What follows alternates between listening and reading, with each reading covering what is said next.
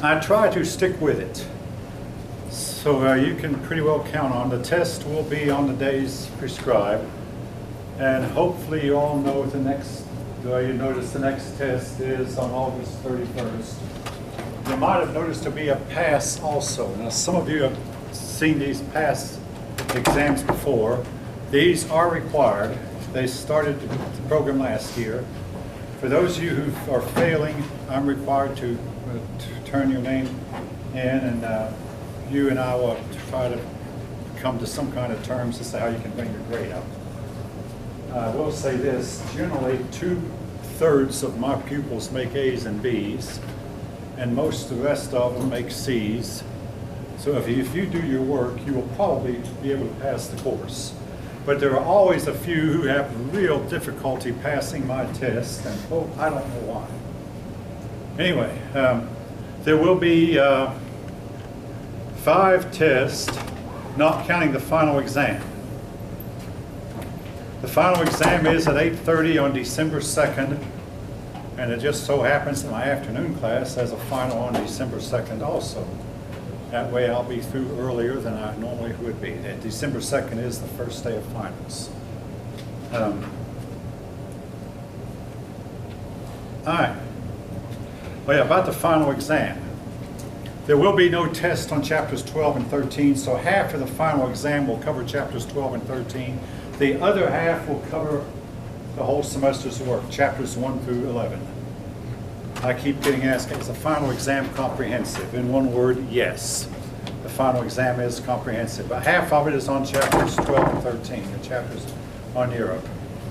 Now, this is pretty much self-explanatory. No shows. I'll be taking roll in about 30 minutes or so. We've had one person drop the class already, and one more added to it, so we're up to a number 28. Some of you who might have noticed, Monday's lectures for both classes are already on iCollege. They actually are on YouTube, but I have a link from iCollege to YouTube. Did any of you happen to look? I mean, I'm just curious. Oh, okay, several of you. All right. Now, it might do you well to look at the lectures for the other class. I mean, I know some might be time consuming. Here's why. There are times I'll say some things to them that I'll forget to say to you, or vice versa. But anyway, oh yes, students used to ask me, oh, that's why I have here in big capital letters, do not ask me to change the final exam date and time. Now, we did make one exception to that. I had a couple of tennis players in my class, and they had a tournament on the day of the final exam, but I went to the department head. He had a student the same thing, and one of my students was a tennis star player on the tennis team, and we let them take the final exam at a different time than the time scheduled. Otherwise, if you don't ask me to change a final exam time, it's not only against school rules, it's also against state law. If you can't make it to the final exam and you know you cannot, all I can say to you is please drop the course. Now, I want to say something to you unofficially. What I'm saying, hopefully we'll get out of the room. I am teaching a 2:30 class. If you want to come in and take a test at 2:30, you're welcome to do so. Or if they want to come in, and some of them, and take the test in the morning, they're welcome to do so. But I'm not supposed to say that, folk. But I said it. All right, it's just me talking. All right. Anyway, if you take the 2:30 test, you'll be taking the same test that they take. I think I explained in this class, I know I did the other one, you will not be answering the same questions my afternoon class is. Now for the first test, and I worked on it this morning, I'm going to have it sent to the print shop this afternoon, but for the first test I made up 58 questions, and I'm giving you 29 of them, and I'm giving the other class a different 29. The reason for that is, I think you all know the reason for that without me explaining it again. But, anyway, they will not be answering the same questions you are. That's true with all the tests, the hourly test. Now the pass quizzes, the first pass quiz will concern primary and secondary sources, and study guides for this first pass are on iCollege, if any of you happen to see them. let's see, the study guide for the first pass is on iCollege. If you look at it carefully, you should easily be able to do well on the first pass. The pass quizzes will count as 10% of your grade. All right. Again, this is all self-explanatory. Folk, I don't bump up my A's. I mean, if you have an 89 average, I have to give you a B. But I do bump up, sometimes I bump up my F's to a D's. I mean, if you have a 58 or 57 average, I might just go back and fudge a little bit and bring it up to a D. But the other grades I don't fudge on. I mean, you have to earn them. Now, don't any of you tell me I have to have an A in this class to keep my Hope Scholarship. If you really have to have an A in this class, then you earn it. Now, I'll tell you about the Hope Scholarships. I mean, I understand that, I mean, my oldest daughter lost hers her first semester. She eventually got it back, but she lost hers her first semester due to an unfortunate set of circumstances that she brought on herself. I won't go into detail. But she wound up failing too many courses her first semester at her school and lost her Hope Scholarship, purely and simply. So we had to pay for her tuition out of our own pockets. It was tough. But, I mean, folks, these things can happen. So again, if you really need to make an A in this course to keep your scholarship, by all means earn it. How do you earn it? Study hard. Now, while I'm on the subject of grades, this happened last spring. I had a student who was really diligent, really worked hard, and set the curve practically every test. Made the highest grade in the class. So he got the brilliant idea that on the final exam, he was going to fail it to make it easier for his other classmates to pass. He didn't realize that there were about 8 or 9 other students who were A students also in the class. He failed the final exam, made the worst test final exam grade of anyone in the class, and wound up with a B average. He wrote me an email, Mr. Conn, I didn't know I was bringing my average up. I said, you really should have only missed a few because you really didn't help your classmates, because somebody else who was just about as diligent as you were wound up setting the curve anyway. So he deliberately failed the finals to thinking he would help his classmates. He hurt himself without helping anybody else. This actually happened. Well, I won't call the name of the person out who did it, but don't get the brilliant idea that you'll help your classmates out, because even if you do poorly on a test, someone else in the class this size is going to do well. So I also will say this, I have found that students who will come to an 8:30 in the morning class oftentimes are more diligent than students who come to a class that meet later in the day. So I don't know any one of you. I've never seen any of you before. Don't know anything at all about any one of you. I don't know more about your come first test, but I can pretty well guarantee that there's some pretty hard-working persons in this class. If you want to make an A, you're going to likely have to work for it. The difference between high school and college, for those of you who are entering college for the first time, how many of you, this is your first semester in college? Anybody? All right, don't be bashful about it. I mean, you know, 2 of you at least. The difference between college and high school is you have to do more of the work yourself. There's less spoon-fed to you. You have to dig it yourself. That's the big difference. Okay, we'll have our first test 2 weeks from Monday. Again, now, don't keep asking me such questions as, when is the paper due? Check the syllabus. When is the next test? Well, I can tell you right now, it's August 31st. But again, check the syllabus. That's all. Just look at the syllabus. That'll answer your question. Paper is due. Okay, paper is due. Oh yeah, November 11th. Yeah, turn it in on or before November 4th. And because the paper is on, I call it, no, the paper is on Turnitin, not iCollege. Don't turn it in on iCollege, I won't find it. And by the way, if you want to contact me, You can contact me by phone, or you can contact me with the school's email. Don't use iCollege because, folk, I rarely check the iCollege email. I mean, I have my limitations also, but contact me by way of the school's email. But anyway, you turn it on, turn it in. Now, turn it in has a midnight deadline, but I don't stay up that late, folk. So if I wake up in the morning after the day it's due and see that you turned it in, I'm going to give you credit whether you turned it in after midnight or not. If you turn it in at 1 or 2 a.m., 3 a.m., I don't care. Because I'm not going to dock you points for something like that. Because what I'll do is when I get up in the morning, first thing I'll do is check to see who's turned their papers in, and if you have one in there, fine. I'm not that strict about the midnight deadline. All right. The early turn-in, November 4th, it sounds like a long way off, but folks, you're going to be here before you know it. I mean, it seems like a few minutes ago I left this class, and now here I am back. Anyway, 10 points if the paper is due, turned in late. I have to set a limit, folk. November 30th is the last day I can take a paper. Now, I say that on the syllabus to cover myself, but sometimes I have taken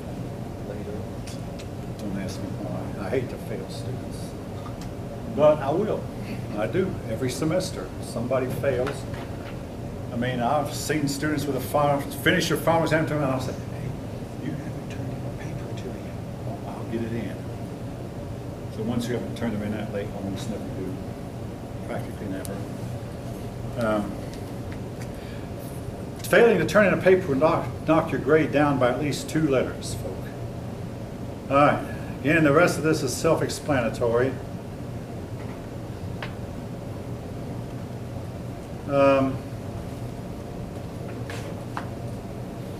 There is a withdrawal deadline where you can withdraw, and I will wind up giving you 3 tests before the drop deadline. Now, the reason for that is anybody, I mean, you don't know me, I don't know you. Some of you might fail the first test.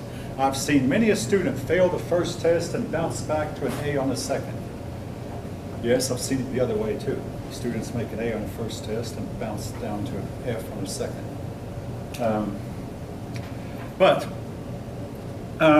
If you cannot pass any of my tests, you'll have 3 chances.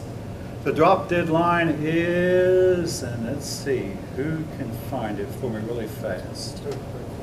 October 13th. October 13th. All right, yeah. October 13th. All right. And by that time, you'll have had 3 tests. And 3 pass. All 3 pass. Again, at that point, you can decide whether you can continue or not. Folks, I mean, I don't think I'm that hard. If 2/3 of my pupils make A's and B's, and you can't. You can just do it anytime you want to. I mean, I had a student taking a test and got upset and went and talked to department head about how tough I am. He, of course, has heard that kind of stuff before. So, I mean, he's been around here for 25 years. So he's heard it before. But it didn't help him. What did help him, though, was getting down, opening a book and studying his notes and studying the chapters. That helped him more than complaining about how lousy a teacher I am. All right, anyway. Okay, let's see. What else do I really need to? Cell phones. When it comes time for a test, all cell phones need to be out of sight, completely out of sight, folk. And I don't need to see somebody sitting there looking down at their lap, I mean, during a test. I mean, folk, I can easily walk back to the room. Oh yes, and about the test time, if you need to step out of the room, I mean, we're all adults, go ahead and step out before I pass out the test booklets. I'll let you back in. But once the test is started, if you get up out of the room, I have to ask you to turn your test paper in. The test is over when you leave the room. Now, I had a case student last fall, sat right there in the back of the room in front of a window, and she waited about 2 minutes, jumped up, threw both the pass test and the test one in the trash can and walked out of the room, dropped the course. It wasn't that bad. 2/3 of her classmates made A's and B's, but it was bad for her. Apparently she didn't know anything and didn't want to learn it either. So, all right.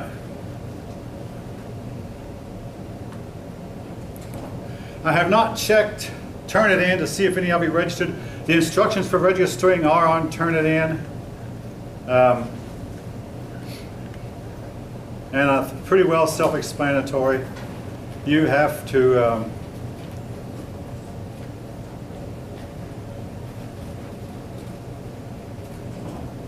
go to www.turnitin.com and go to new users, create a user profile, select students, so on and so forth.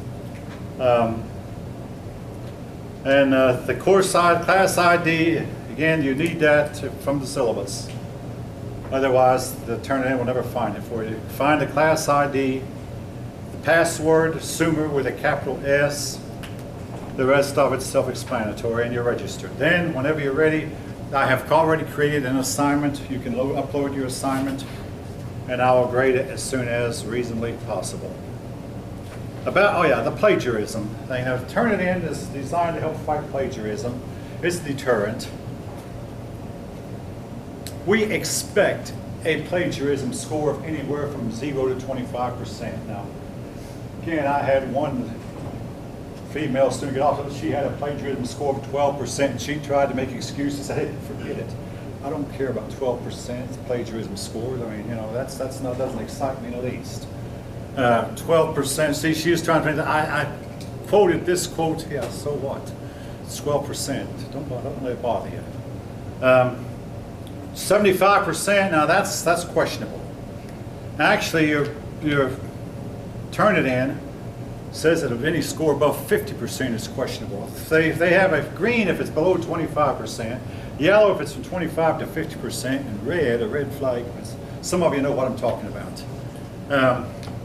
Now, when I see a plagiarism score of 0,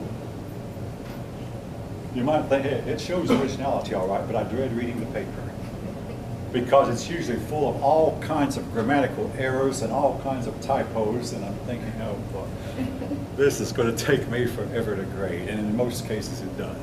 But at least it shows originality. At least it's, yeah, but it's usually full of all kinds of errors of sorts. All right. Now listen, I'm trying to be, if you score above 85% plagiarism, I'll take points off the paper grade, or I can say, hey, redo this.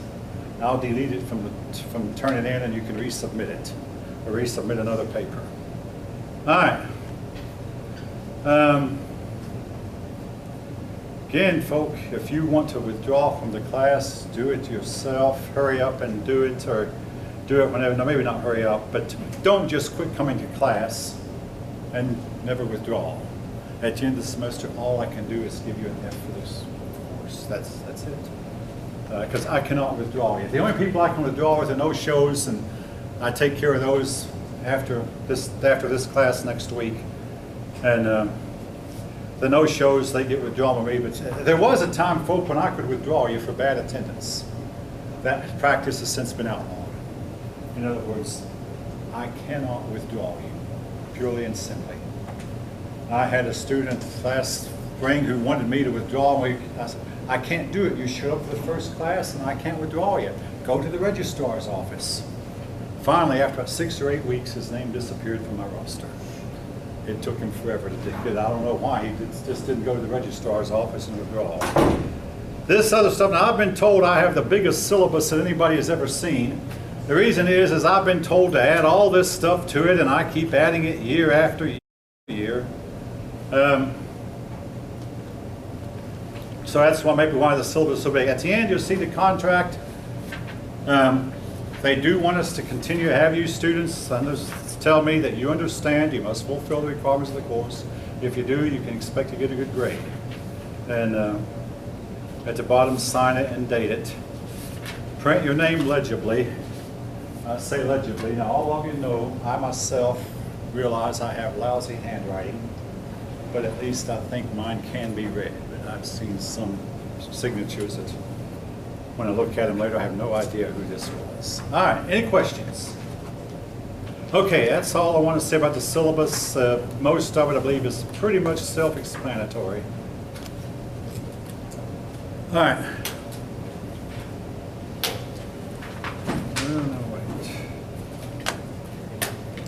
Okay, I want to direct your attention to something else, though, that was on the paper.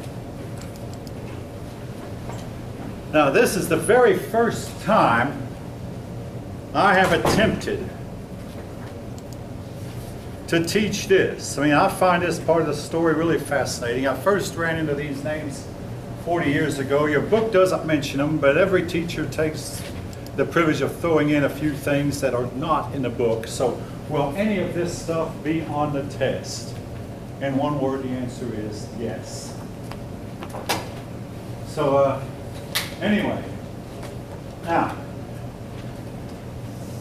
if you do any research at all on Sumer, and I doubt that any of you have, I hadn't either. In fact, I didn't even know the Sumerians existed until my first semester in college. But their first kings were what they called God kings. And Merkar was no exception. He was said to be part God, part human. And in the story, he desired to build a really lavish temple. So he realized that they're in Uruk. Uruk is part of Mesopotamia. They didn't have any materials to build it with. So he said, hey, we'll go to the land of Arata. And there in Arata, we'll get the materials. So we'll get the king of Arata to give them materials. Well, it turned out the king of Arata had been married to Inanna. Inanna went to visit the king of Uruk in Merkar. And in Merkar had a liaison with Inanna. And basically stole Inanna's heart. And Inanna then sided with Merkar against her former husband, the king of Arata.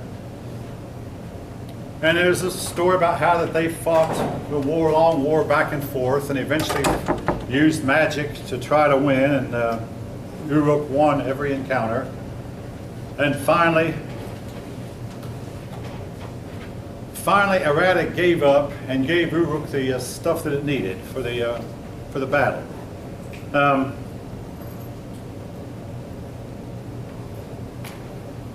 Now, the website here that this comes from says that the city of Arata never was completely destroyed. I question that because we haven't found it yet. In other words, where was Arata? According to the sources, Arata could be reached from Uruk by two routes. One was an overland route, included mountains, another was a sea route, which to me indicates that Arata was located somewhere in the Indus Valley. Now, regrettably, I don't have a map handy, but you can travel from Mesopotamia and reach India either by sea or by land. By sea, if you go down the Persian Gulf and go across the Indian Ocean, or by land if you go across the Zagros Mountains to the east and then up past the Zagros Mountain. The land route is pretty rugged, by the way. It involves a whole lot of mountains, a good bit of desert. Now, at the back of it,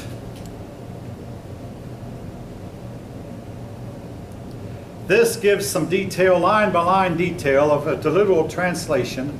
Again, don't worry about that so much. I just threw that in to give you some idea of what an archaeologist has to do when he's reading these old texts. Line 518, line 535, line 536. You know, he has to read it line by line, and every once in a while he'll come to words that things where he just simply, it's unreadable. The text would become unreadable. Why is that? Well, it might have been broken off, wiped clean, or for some reason or other the text becomes either difficult to read or impossible to read.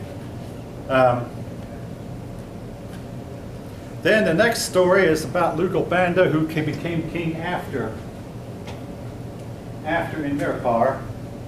Lugalbanda was part of Enmerkar's army. He went on a trip to Arata by land. He became sick. His fellow troops then couldn't stop the march, so they put him in a cave. And he fainted for a while in a cave. Eventually woke up. He called on the gods to help him, and the gods came and visited him in the cave. The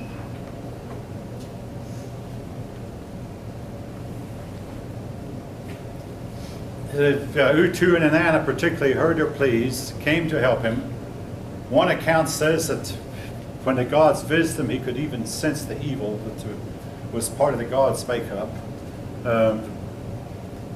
Well, the gods helped him get well. Then they went on their way. He found a baby Anzu bird, which he fed and shared his food with. The Anzu bird's mother went to look for its young, you might say young chick, and he and the Anzu bird became friends. Now the question you might have logically, what is an Anzu bird? It might be some kind of an extinct, some kind of extinct flying reptile. We simply do not know. Anyway, the Anzu bird gave this man super speed, with which he was able to hurry up and run fast toward where his soldiers were now encamped around the city of Arata. And when this king, Enmerkar, needed some help from Inanna, Lugalbanda volunteered. Now that he had, but he kept the fact that he had super speed a secret. Went back to his city of Uruk with super speed, got the help he needed from Inanna, went back and showed Enmerkar what Inanna had told him, and with Inanna's advice they were able to overcome and win. Now, why did I pick these stories? Simply, this takes you back to the time period that these people lived. The gods actually, they believed, would sometimes make genuine physical appearances to them, as I mentioned last class. The gods had the ability to endow with them with gifts. Some of the animals had the ability to talk. Again, what we would call a make-believe world. These people considered these stories folk to be serious history. And every ancient society begins its history with stories such as this. Whether it be King Arthur pulling a sword out of the stone that nobody else could pull out. England begins its history with that.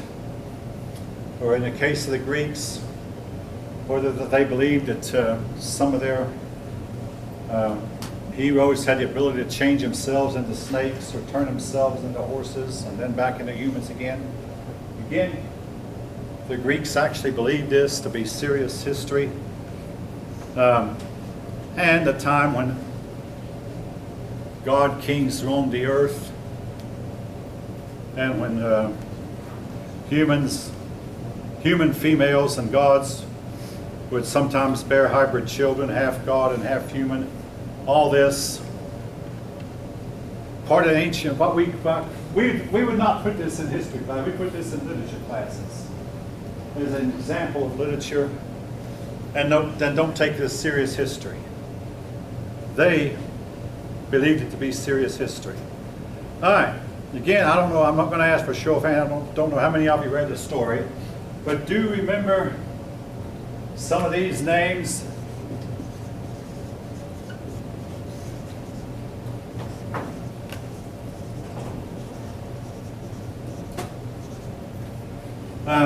These are two names on the Sumerian king list. If you look up in more detail, Lugalbanda supposedly reigned for 1,200 years. Enmerkar, I forget how many, but it was hundreds of years. And then after Lugalbanda came Gilgamesh, also king of Uruk. He supposedly reigned for 120 years. Almost every group of ancient people believed that our first ancestors lived much, much longer than we do. I mean, it's not just in the Bible where it says the first 10 generations before the flood lived 900 years, then after the flood They lived 450 years, then 250 years, and finally 120 years, and eventually around 70 to 80 years. The ancients believed that our first ancestors lived a very, very much longer than what we do. All right. Anybody have any comments, questions? Okay, I'll pause and call roll. Yes. Okay, the names. This is the name of the. All right, I'm not going to elaborate on her a little bit more. The ancients believed that there was a flood. After the flood, this Inanna, some folk would call her the most wicked entity who ever lived. She was part God and part human. It's believed that she was the one who set up a religious system from which all religious systems followed were based on, except for possibly Judaism and Christianity. The rest of the religions, she is the one believed to be the founder of the world's religions. Essentially, she turned mankind away from monotheism to the worship of many, many gods.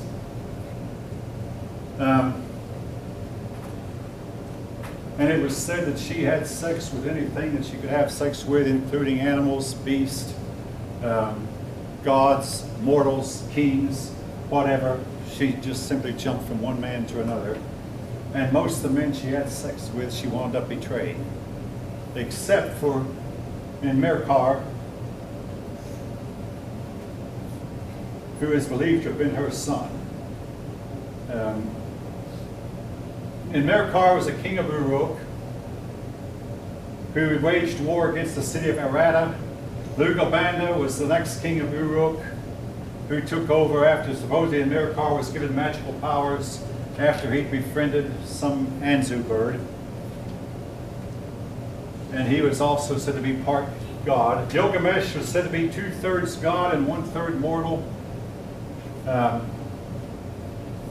And that his mother was at least half God, and his father was said to be a demon. But because he was part mortal, he had to die. All these kings eventually perished. After Gilgamesh, he was the last of the god kings. After him, you had mortals reign on the throne. Now, folk, you can take that for whatever it's worth. I mean, I'm throwing it out to you in raw format. I'm not going to try to explain to you what happened. I mean, I'll be doing this from time to time during the semester.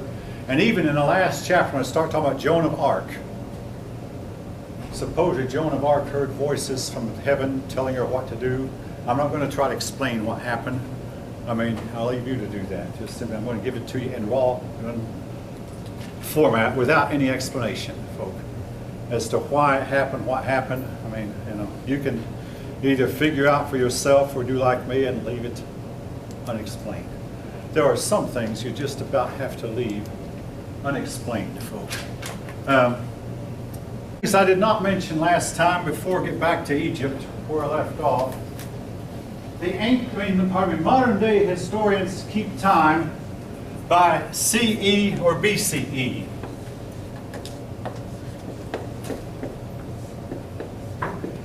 Now, it used to be that it was BC and AD. The word BC simply meant before Christ, and AD meant in the year of our Lord, but we're trying to be more inclusive now. So we now call it BCE, which means before the Common Era, but it's still based on the supposed date of the birth of Christ. I say supposed because we know that the scholar who first figured out his birth date was off by at least 4 years, so Christ actually probably was born in 4 BCE.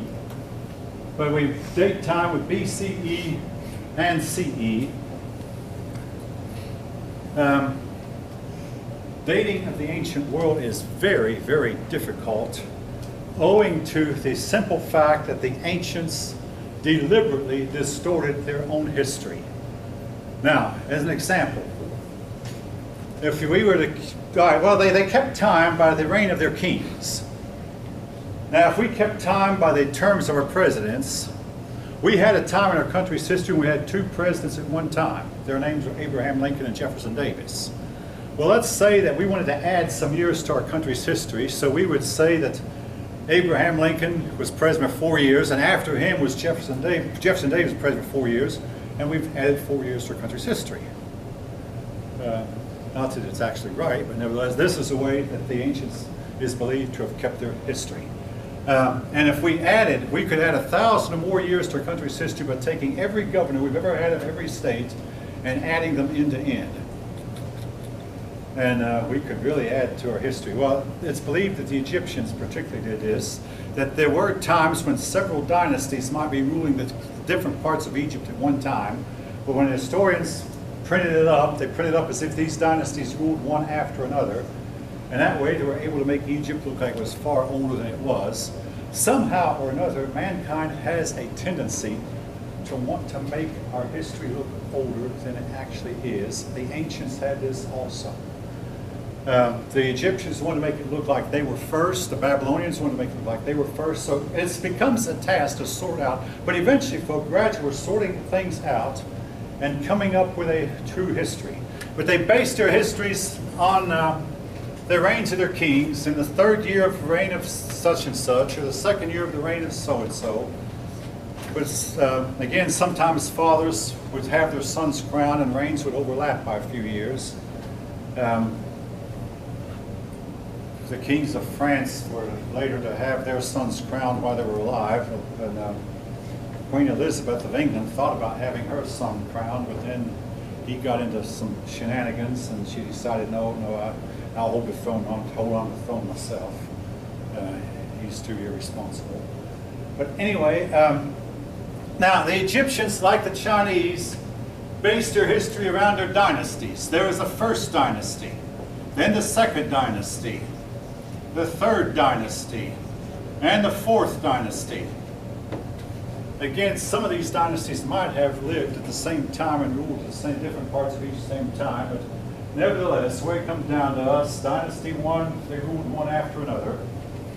And these dynasties would last until they had an incompetent ruler who couldn't rule, and then somebody else powerful would overthrow them. It's not unheard of for empire builders to build up a great and mighty empire.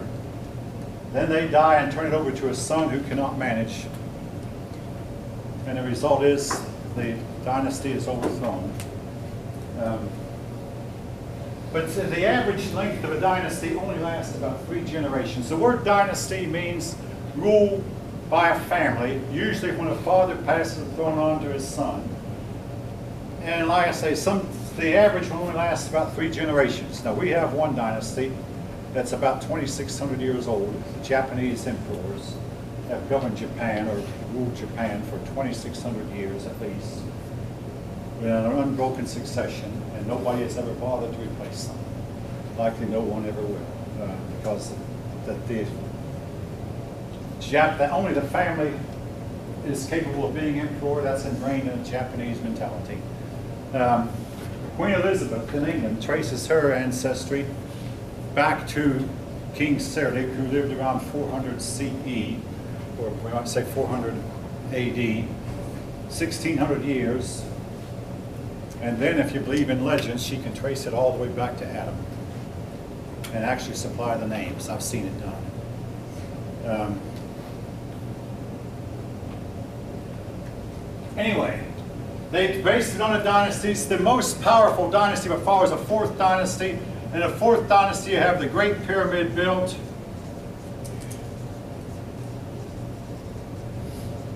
And another king of the same dynasty built the Pyramid of Khephren. No, I'm not going to write that name down. But the Great Pyramid was built by the king in the 4th dynasty, and his son built one right there beside it, which is the 2nd greatest pyramid. The pyramids are an enigma. Your book insists they were burial grounds. I have a book at home that tells me that there's never been a body found in any one of them, that the kings actually were buried in the Valley of the Kings, far to the west of the pyramids in the valley, and that's where all the mummies have been found and all their kings have been found buried. And several articles I've read about the Great Pyramid says, oh, in since the bodies were buried there, they've been removed, yeah, were they ever put there in the first place. We don't know why the pyramid was built. But folk, if I can, I think I have one of these here. I don't, yeah, right here. On the back of an American dollar bill is the Great Pyramid.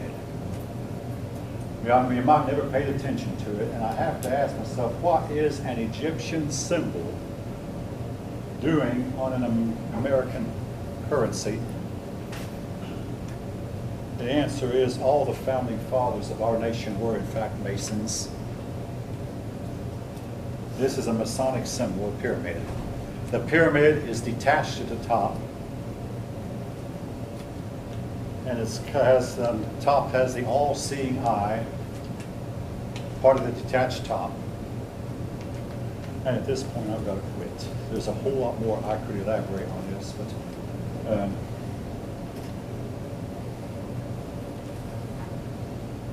a whole lot more that leaves this than what meets the eye. Some people believe that the Great Pyramid was never actually finished, and the United States is a nation that's destined to come in someday and finish the job that they were unable to complete. All right, I'll leave that there. But anyway, the Great Pyramid. Been measured, been visited many, many a time. It has some really complex mathematics involved in it. It involves the mathematical terms pi, carried out to at least the fourth decimal place. And folks, if you know anything about pi, it can carry out indefinitely and never repeat itself, never end.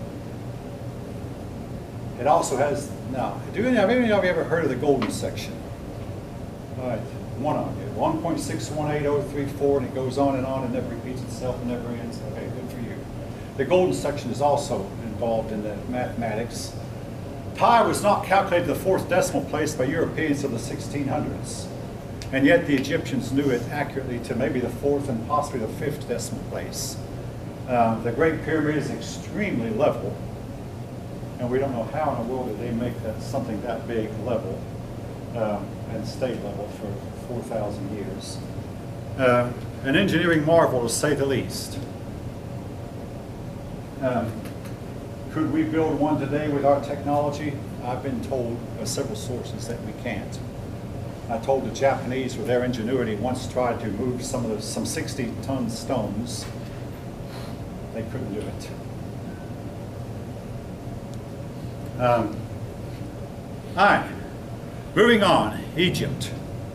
The Egyptians believed strongly in an afterlife, and they prepared for it.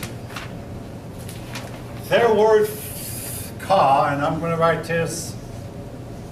If you notice, I wrote it in cursive writing because it's a foreign word. And by the way, if you're doing your papers, if you write the names of ships, you write those in italics.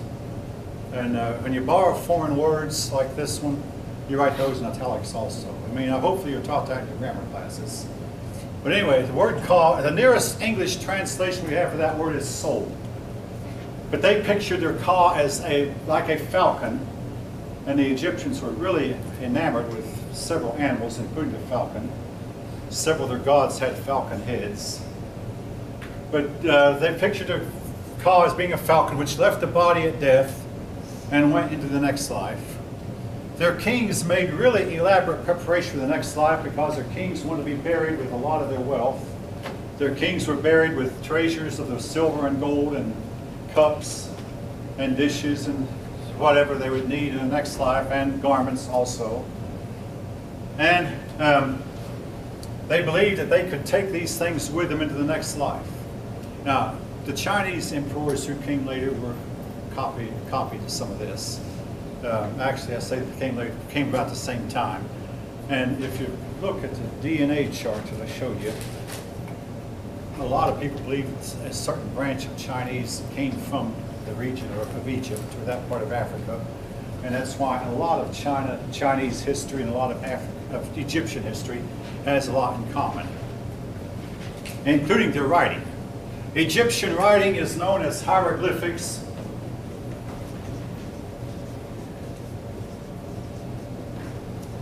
Hieroglyphics, and it reminds me a lot of Chinese writing, even though It's not the same, but I guess the idea is the same. But or that they used symbols, and each symbol represented a word. They didn't use symbols for letters, but the symbols were words. So to read Egyptian hieroglyphics, you had to learn hundreds of thousands of symbols.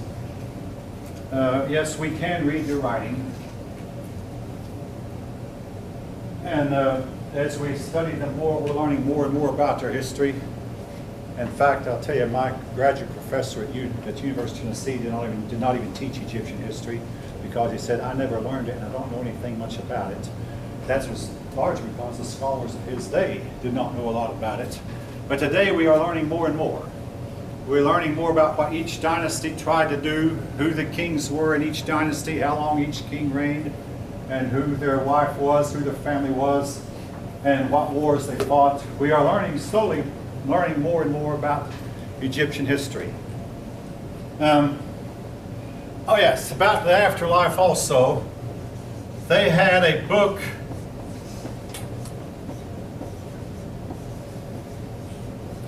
of the Dead.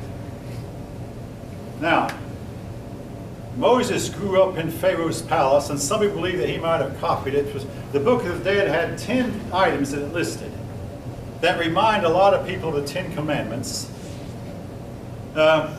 Supposedly, when a person died, he would stand before the gods and he would declare before the gods, I did not commit this sin, I did not commit that sin. Or one of the sins he'd say he didn't commit, he said, I never moved my neighbor's landmark. That was very important, because each year a flood would come to Egypt and wash away everything, put down a new layer of topsoil. But the landmarks were very, very heavy items. And every once in a while someone would get the idea, hey, I can just ease my neighbor's landmark over in my favor and give myself more land. But they had to swear before the gods, I never moved my neighbor's landmark, and I am no adulterer, I never stole, no lie ever passed through my lips. And I don't know how anybody can say that. But anyway, they would declare that supposedly in front of their gods that they were completely innocent, and if they could prove to the gods they never committed any of these vile sins, they would be admitted into a happy afterlife. 10 things they had to promise themselves that they would not do in this life. Now,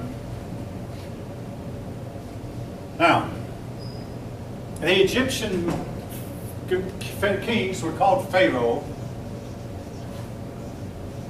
I mentioned that last time. Yeah, Pharaoh, and I'm not sure about the spelling of that word, by the way. Is that right? Okay. Yeah, I think American Pharaoh, they misspelled it A-O-H or something like that, and they misspelled it for the horse that won the Triple Crown for the first time in some 40 years. But anyway, now Pharaoh was looked on as being God. As a god, of course, he could not change his laws, he could not change his mind. Go ahead and get it. He won't bother me. Anyway, Pharaoh was looked on as being divine. The word comes from an Egyptian word for house, which meant that Pharaoh lived in a very, very large house, attended to by servants and with a big army.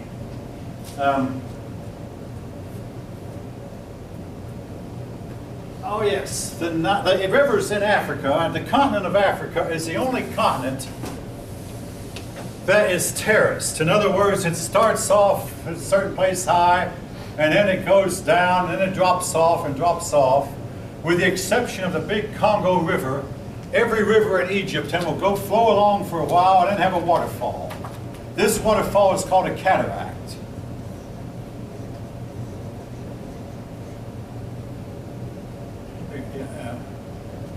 Oops, sorry. C-A-T-A. Cataract. All right. The Nile River has several cataracts. So places where it's waterfall. And folks, this means, for one thing about the cataracts, it guarantees that the stones that are used to build the Great Pyramid could not have been floated down the Nile River. Because if they would have, they'd have come to a cataract, had to stop, unload the stone, and bring it to a lower level below the cataract. There's no evidence, no path. I mean, in fact, from where the stones were quarried to where the pyramid stands, there is no path. And if you know anything about Africa, if there had ever been a path, part of it would still remain. I mean, you might have heard the Egyptian pharaohs are buried in mummies, but it's known that the African desert is so dry that if you bury a body in the desert sands, 1,000 years later, that body will be in a remarkably good state of preservation, even if it were not embalmed, because of the dryness of the desert and the means of preservation. But in other words, if there had ever been a trail, we'd surely see it, even after 4,000 years. Then how did those stones get moved? So far, nobody has figured that out. Anyway, flowed down the river. Now, the next topic I want to deal with about Egyptian history is the subject of, did the Jews ever live in Egypt? And if so, are the stories that are told in the Bible about the Egyptians leaving Egypt have any truth to them? Now, when I was in high school, I sat in the classroom and one of my classmates said, "Oh, that story about the 10 plagues, and I don't believe that, and I'm a preacher's kid." I'll let you know a secret, I'm a preacher's kid myself. I do believe it. Several reasons why. But all right. Here, folk, is what would have, well, the difference between the way the Hebrews kept their history and the way that the Egyptians did. The Hebrews wrote it down and then taught most of the children how to write. If this story about the plagues and the Red Sea parting and drying up to where the Hebrews, if this story were faked, 2.5 million people would have had to get together and say, let's tell our children this story. Let's make up a story and tell it to our children, to where they'll believe it. In the Jewish synagogues today, or Jewish meeting places today, every Passover they tell the story. Again, if you're Jewish and you know more about this than I do, fine and dandy, you're welcome. Your input is welcome. But they'll tell us, and they will get together and look around the room and say, now who's the oldest one among us? The oldest person can be male or female. The oldest person is usually a really, really old person who might be sitting in a wheelchair. They look around and who's the youngest person? Well, they'll pick someone who's old enough, at least old enough to talk. I mean, you know, we might have someone who's too young to talk, but they'll pick someone who's old enough to talk, and this, usually a child. This preschool child will then go up to this old person who might be sitting in a wheelchair with a shawl draped around her shoulder and ask, why are we celebrating tonight different from all other nights? The old person will tell the story. They have been of the deliverance from slavery in Egypt. They've been doing this ceremony for 3,000 years. All right, what is the evidence? Simply, if you look at the Egyptian records, the way standard historians do, you won't find it. But the Egyptian records are distorted as for the time. If you take the timeline and move it back, the Egyptian timeline back 200 years, you'll find that they do have a record of a big thunderstorm hitting them, of lice hitting them, of flies hitting them. The records sound very, very much like the description of the 10 plagues. And one letter that one person wrote to another, he said, the slaves have rebelled against their masters. The slaves no longer obey their masters. Death is everywhere. Well, about this time too, the Egyptians were invaded by a group of nomadic peoples who came in and took over. They were called the Hyksos, or sometimes Hyksos. Your book mentions them. Your book does not mention them, though, in connection with the story of the slavery of Egypt. How were the Hyksos invaders able to come in and take over Egypt? Well, simply this. Egypt lost its army. Egypt's army was drowned in the Red Sea. So, hey, without an army, the Hyksos would come in and they governed Egypt for about 200 years. Eventually, the Egyptians were able to rise up and overthrow them. But Pharaoh had lost his army, pure and simple. Without an army. Again, but you have to change the Egyptian standard timeline by 200 years, or go back 200 years. And again, I think this is fully justifiable because it is known the Egyptians altered their timeline. But you can find it, folks. Records of the plagues and records, a hint that Pharaoh had lost his army and a group of nomads were able to come in, take over. It's in the record. Now, while I'm on the subject of a bunch of nomads coming over and taking over a civilization, if you study history, you oftentimes find a civilized people. They're surrounded by a bunch of nomadic herdsmen. Eventually the civilized city folk and the nomadic herdsmen will clash. Which group usually wins? The city people or the nomadic herdsmen? The uncivilized. Which group usually wins? The civilized, the uncivilized. Usually it's the uncivilized who win. This has become, especially when we study the Roman Empire. The Roman Empire were surrounded by their barbarian Germanic neighbors. The Romans lost, the German barbarians took over. And China was taken over by barbaric Genghis Khan. The Manchu, who were barbaric once, took over China. Chinese have been taken over a few other times by their barbaric neighbors. Why? What's wrong with civilization? Sometimes civilization can make a people soft and not quite as strong as their nomadic counterparts. But there's another reason. Barbaric people tend to have more children, more babies than their civilized counterparts. The German women were having babies like everything, while the Roman women, oh no, they didn't want to uglify their figure by becoming pregnant. The result was the German women had all the babies, and the Germans then wound up taking over. There's one exception, folk, to that. When the Europeans came into North and South America and they saw the Indians, but in that case, particularly in North America, European women were having 8 and 10 babies per woman, while the Indian women were having 1 or 2 babies per woman. The Indian population was declining long before the white man came. It wasn't that the Indians didn't have the guns, but by the time of King Philip's War in the late 1600s, the Indians had the guns and knew how to use them. It wasn't that they didn't have the horses. Well, the Indians in New Mexico got horses and learned how to they became excellent horsemen. No, the Indians were hopelessly outnumbered. Especially when Europeans kept coming over the seas in droves and their women were having 6, 8, and 10 babies per woman. And the Indian women were still having 1 or 2 babies per woman. The average American Indian also lived only 18 years.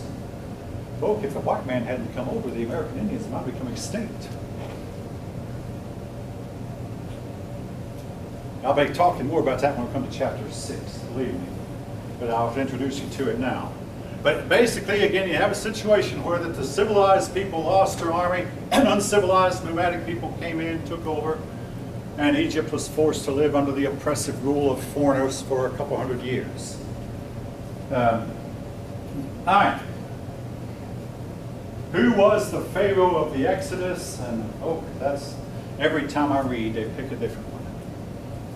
That one we still haven't decided on, but the scholars are working on it. It probably was not Ramses, though, that you'll see in the movies. The name you'll see in the movies. Probably was not him. Who was the Pharaoh that Abraham visited? Probably the 4th dynasty Pharaoh who built the Great Pyramid. It's believed that Abraham, being a Sumerian, had knew mathematics and showed the Pharaoh the mathematics necessary to build a pyramid. This Josephus said, among others. I mean, this has been told. Again, you can believe what you want to. But we try to line up who is the Pharaoh who the Israelis mention from time to time. Eventually, folk, we'll figure it out, I do believe, but scholars are still working on those subjects, those issues. All right. But the Egyptian history also has intermediate periods. In addition to the dynasties, you have the early,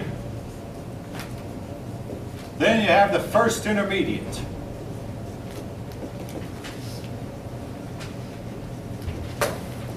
I say early, I'm going to call it the old, that's what your book of the Old Kingdom. Then you have the first intermediate, then you have the Middle Kingdom. Then the second intermediate.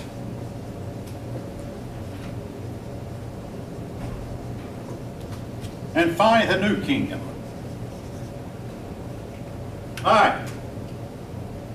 These intermediate periods were periods of chaos, periods when they had no stable government, and it is believed by some that the Exodus occurred at the end of the Middle Kingdom, and it led to the second intermediate period when Egypt was plunged into chaos, and the Hyksos came in and took over, and civilization largely came to an end, for at least somewhat came to an end in Egypt. The Egyptians did recover, and eventually then they set the new kingdom. Each of these kingdoms, though, were noticeably less rich than the ones before it. The best Egypt ever got appears to have been during the Old Kingdom. That's when they built the canal that joined the Nile River to the Red Sea. That's when they built I believe all the pyramids. Now later Egyptians, in the Middle Kingdom, they built temples, but nothing that would rival the pyramids as far as the amount of blocks it took. But yeah, they built cities, they built temples, they built palaces. The New Kingdom, what they constructed was even less elaborate than what the Middle Kingdom had constructed. In other words, the closer you get to modern times, the weaker and weaker and less rich they appear to be.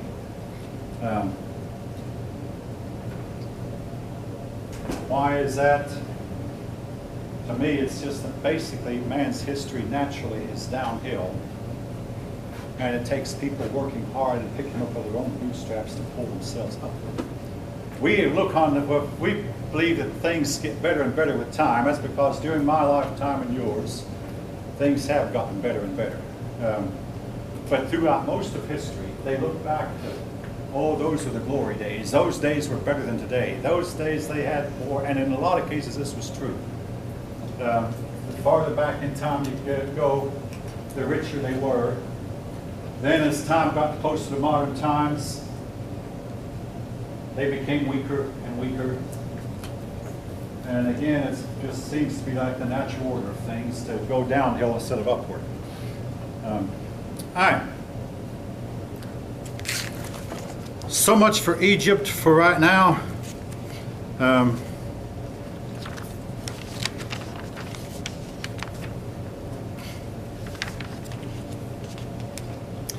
Oh yes, there is something I must mention before I leave Egypt. Must. Isis. Now folk, even 2 years ago, I would use this word and most of my pupils had never heard of it before. I suspect every one of you have heard this word used. The Isis is making news every day. Isis is the name of the Egyptian goddess which some people associate with Inanna. According to the story, Isis had a son, that she had a husband, and by her husband she had a son, and the son was hacked into 13 pieces, and Isis went around the world collecting the 13. The 13 pieces were sent to the world, to the ends of the world, to remind anyone, hey, we'll do this to you if you do as this son has done. But here, the mother of Isis went around collecting the pieces and reassembled them, reassembled all the pieces but one, and tried to bring her son back to life, and eventually worked out an agreement with the netherworld to where she would spend half her time down below, dead, in the netherworld, and her son would spend that same half alive. In other words, she would never see her son, but her son would at least get to live 6 months. The half that her son spent in the upper world would be summer, the half her son spent in the netherworld would be winter, unless I've got it backwards. But anyway, basically they would take turns spending half the time, one of them would spend half the time above and the other one spend the half below, and then they would reverse themselves. Have any of you heard this story by any chance? Okay. One person, maybe two at most. Now, folk, every time I come to this part of the lesson, I will always say that I have heard stories that Isis is still worshipped. Well, actually, the cult of Isis was revived because when Rome conquered Egypt, the cult of Isis spread throughout Rome, and a lot of Romans took up the worship of Isis. But I've been told that a lot of secret societies in the modern world have continued to worship Isis all the way down through time. And to me, it's no coincidence that the modern group that takes on its name ISIS has some kind of connection with the original Isis, the goddess of the Egyptians. I have read from time to time an article of a man who says that ISIS, that the cult of ISIS surrounds every space shuttle launch and every launch of every rocket that goes to another planet, that it's based on some important dates in the life of ISIS. And yeah, the International Space Station, ISS, looks close to ISIS. And if you happen to watch the series that was on for a couple of years entitled Smallville, you probably wouldn't have noticed it, but I would notice every once in a while they had the word ISIS across one of the doorways. And I picked up on that because I've been studying ISIS for many, many years. Not that I in any way encourage anyone to be a follower of ISIS. If any of you knows anything about how ISIS conducted herself, she would destroy everything she could get her hands on, just like Inanna did. And some people believe that Inanna, Isis, Venus, Frigga, the Norse goddess, all these were different manifestations of the same religion, different manifestations of the same god, or the same goddess. All right. Something I must point out, for those of you who have your book, on the bottom of page 23, they show people of all kinds of skin colors. They're saying this is a picture of Nubians in Egypt. The Nubians are blacker than the Egyptians. The Egyptians are more brown.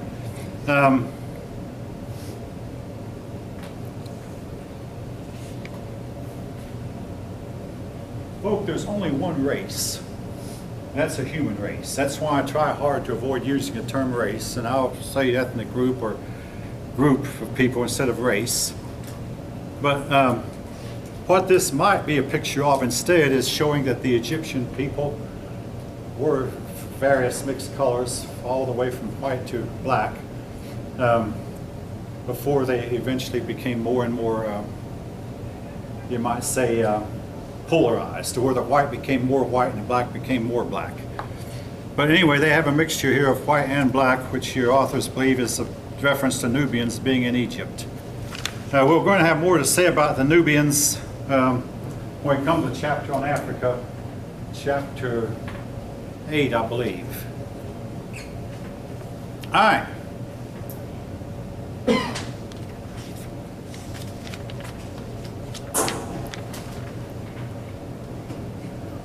Indo-European peoples, and I know I'm about out of time.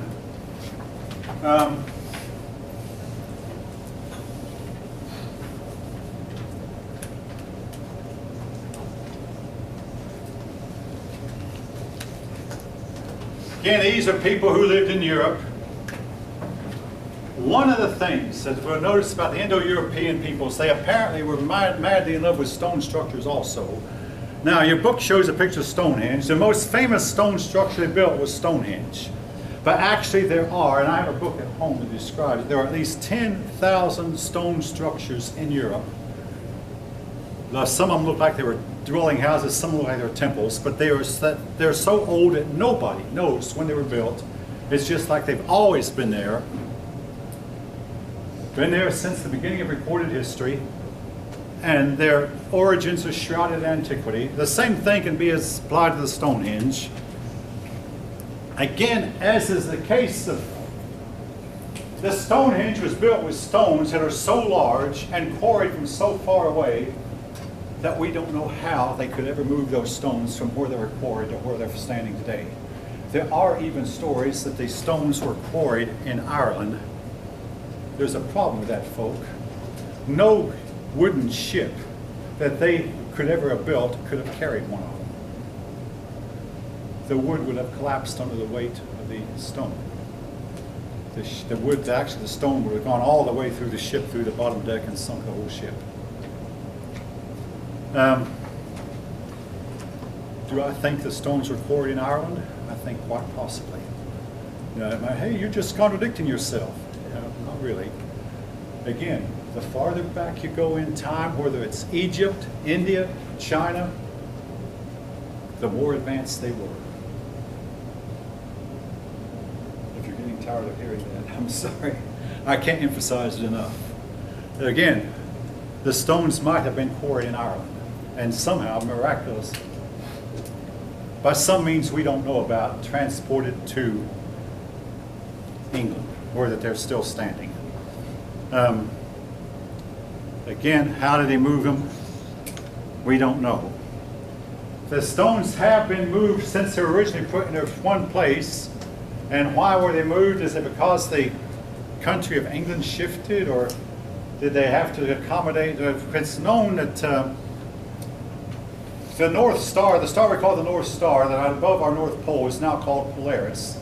But thousands of years ago, there was another star that was above our North Pole, and it was not Polaris. So maybe they were trying to accommodate a shift of the Earth's axis